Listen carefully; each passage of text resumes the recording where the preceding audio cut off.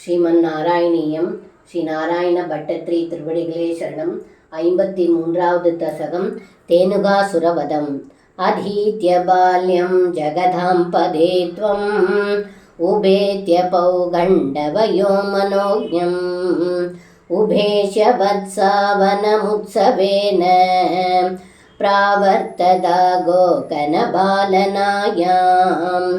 उभक्रमस्यानुगुणैव सेयं मरुत्पुरादिसदव प्रवृत्तिः गोत्रापरित्राणकृदेव दीर्णस्तथैव देवारबधास्तथा यत् कथाभिरामेण समं वनान्ते वनश्रियं वीशशरन् सुखेन श्रीधामनाम्न स्वसगस्य वाचा मोदादगादेनुगगाननं त्वम् उत्तालदालीनि वहेत्वदुक्त्या बलेन दूदेद बलेन दोर्व्याम् मृदुकरश्चाप्यबदत्पुरस्तात् बलोत्करोतेनुगदानवोभिः समुद्यदोतेनुगबालनेहं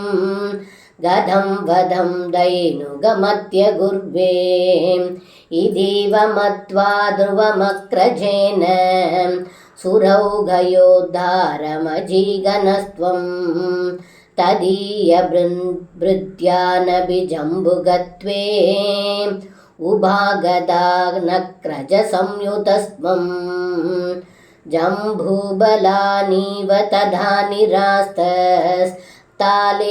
गेलन् भगवन्निरास्तः विनिघ्नदि त्वय्यदजम्बुकौकं सनामगत्वाद्वरुणस्तदानीं भयाकुलो जम्बुगनामधेयं श्रुतिप्रसिद्धं व्यदितेति मन्ये